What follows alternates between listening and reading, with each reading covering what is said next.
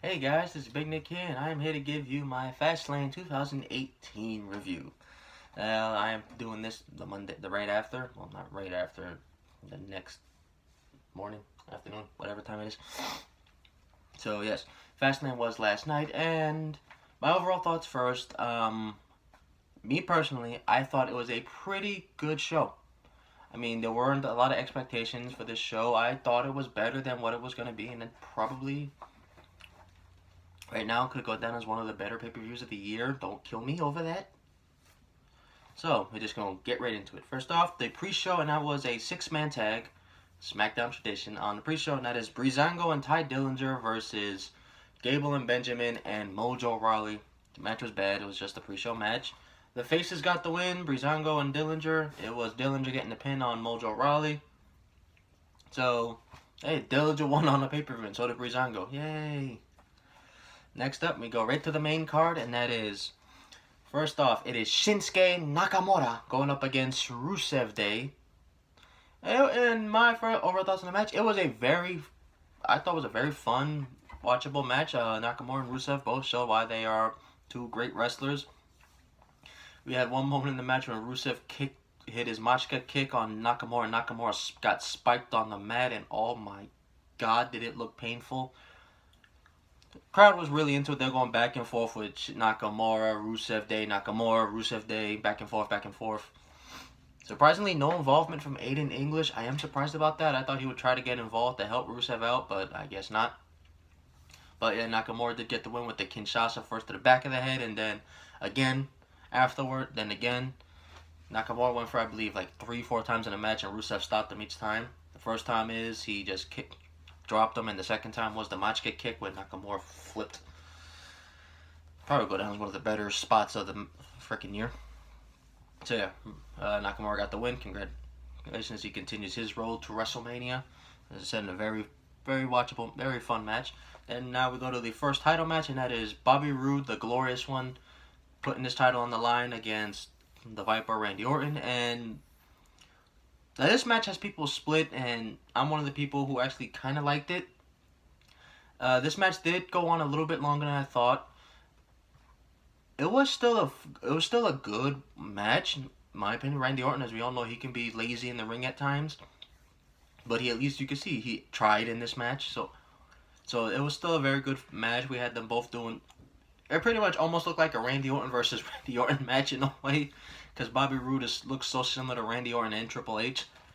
It was still a good match. We had superplexes, clotheslines, spine busters, vintage moves, all that. And we had a second rope RKO on Bobby Roode. 1, 2, 3. Randy Orton is the new United States champion and has now officially joined the Grand Slam. Get your ass out the way. Has now officially joined the Grand Slam Club. Sorry. So yeah, now he joins that history of Grand Slams in WWE history, especially the modern history with the U.S. title involved. I believe he joins guys like Bradshaw, The Miz, Daniel Bryan, Edge, and someone else. I can't seem to remember. I believe, no. Oh, Ambrose. And Dean Ambrose. Dean Ambrose is a Grand Slam champion. And Roman Reigns. There we go. Those I knew I was missing those. It was Roman Reigns and Dean Ambrose. 2 Grand Slam champions. Seth Rollins, get that Intercontinental title, my boy. Join the club. Get it? Club? No? So yeah, that's that. So Randy Orton won. Then out comes Jinder Mahal for some magical reason. As everyone was making fun of, like, oh my god, he's cashing in. Attacks Randy Orton, hits. Bobby Roode comes in, hits the glorious DDT on Mahal, then hits the glorious DDT on Orton. Pretty much it looks like they're setting up a triple threat United States title match at WrestleMania. Odds are that's going to the pre-show because, one, Mahal's involvement and the way they've booked Roode. Maybe this could lead to a heel turn for Roode because we've all been waiting for Roode to turn heel. So, hopefully.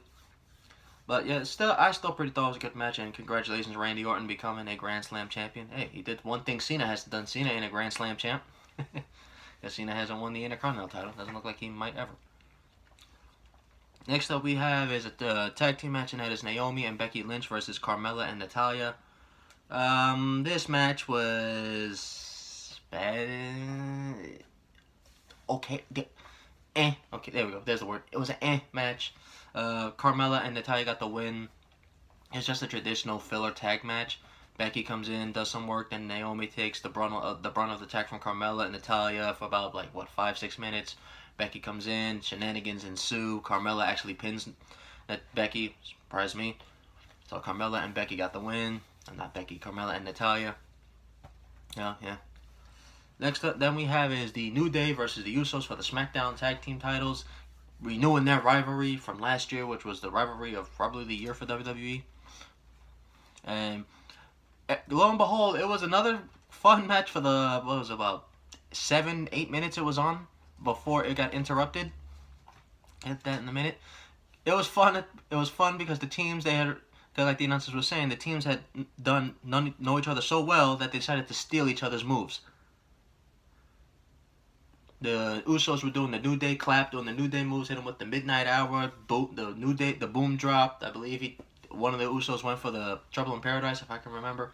Then the New Day comes in, they're doing the Uso things, doing super kicks, the Superfly Splash, they tried to do the double one. Then after that, the Usos did their double flying planches over the top on all three members of the New Day. By the way, the New Day members that were in the ring were Kofi and Xavier, so Big E wasn't wrestling tonight. Last night. And then out comes the Bludgeon Brothers. Luke, Harper, and Rowan. Can't say Luke because they took away the first names. And they come out and completely obliterate, eviscerate, destroy, murder, massacre, genocidal, suicidal, homicide. Completely destroy all 5 men. Kofi Kingston gets launched into the ring post. Big E gets flattened by Rowan. The Usos get flattened by both Rowan and Harper, and then Xavier Woods, God be alright, gets absolutely crucified by Harper and Rowan with a powerbomb on steel steps. Ow. Just thinking about it hurts my spine. WWE gave their little official report saying that Xavier Woods has a spinal injury. The crowd was chanting, "We want tables," I guess, and they were cheering, so say Harper and Rowan are now officially in attack. Looks like this may lead to another multi-man match at Mania.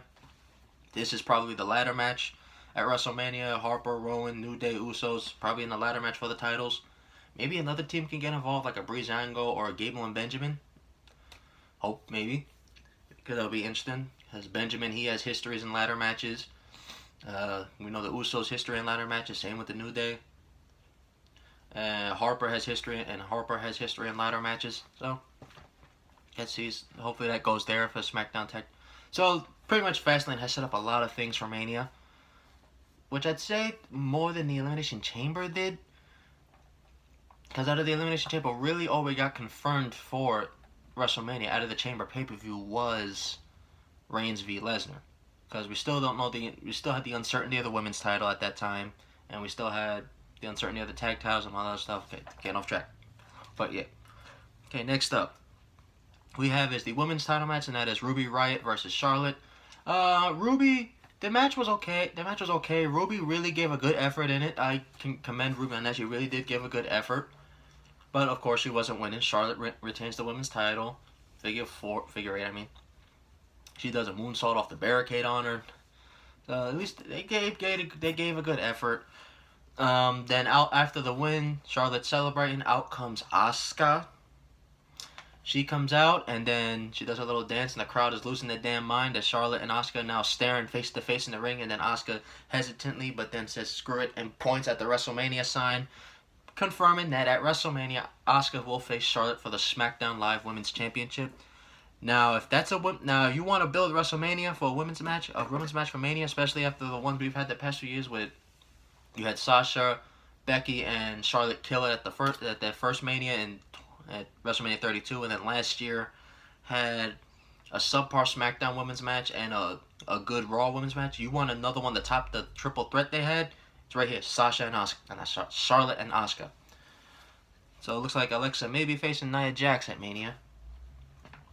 So yep, that happens. Asuka's now on SmackDown and will face Charlotte. SmackDown Live roster, you're all done. Then now we go to the main event of the evening, and that is the six-pack challenge for the for the WWE Championship, and that is Corbin, Ziggler, Owens, Zayn, Cena, Styles. So it begins. Fast start instantly. John Cena FUs everybody out of the damn gate. What? Leaving he and Styles so they can go at it for about a 5-minute period. This match was just high paced, high action, high fun. We had AJ Styles get all in one motion. He was running after Cena, gets caught into a FU through the announce table. He done. Corbin massacring everybody. Finishers at the wazoo. Super kicks, haluva kicks. Zayn and Owens continue to show that they will fight forever. Shane McMahon got super kicked, and oh my god, how is that man? He looked like he don't got the shot from that super kick, and then he interferes, stopping Zayn and Owens from getting the title. Looks like there's still something to go on there. Corbin and Ziggler destroyed themselves in the crowd, but they did come back. Every man had a good showing. John Cena. John Cena was beating people up again. After he ate everybody, he got jumped. It's just funny. After he beat everybody up, after he FU'd everybody, he got jumped by everybody. I just found it funny because he just stood in the ring like when it was that exact moment when you don't. He was like this. That's when you put it in like wait, what? And you get your ass kicked. But yeah, it was high paced, high action, pop up power bombs, haluva kicks, all super kicks, zigzags, end of days. The deep six Baron Corbin hit on AJ Styles where it had like 4 rotations. That was all, my god.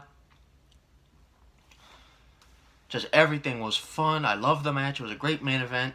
AJ Styles hits phenomenal form on Owens after he hits the pop up power bomb on Cena. AJ retains the title. It is now happening. Nakamura, AJ, WrestleMania. And one note that I really did like was John Cena's disappointment.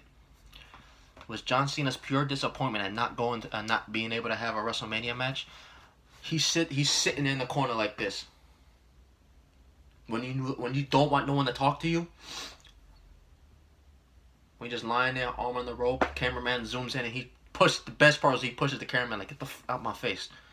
That was my part. That was probably the best part of that was when he just says, get the out my face. That's how you sell the loss, knowing you're not going to Mania. So, probably something tonight on Raw for Cena, or even tomorrow on SmackDown, where his match will get set up, because we only have we have less than a month till Mania. Mania is literally 4 weeks away, the weekend of my birthday. So, it's going to be fun times leading into Mania and going into WrestleMania itself. So, yep, that was it. That was my review of the Fastlane. My overall rating, I'm going to do this now for pay-per-views. I'm going to give them the overall rating. Rumble out of 10. Royal Rumble, I'm going to do it now because I didn't do it for them. Royal Rumble, I give it a 7 out of 10. The Chamber, I give it a 5 out of 10. And Fastlane, I give it a 6 out of 10. Actually, yeah, I give it a 6 out of 10. Rumble, you know what? I'm going to give it a 7.5. Yeah, 7.5 out of 10.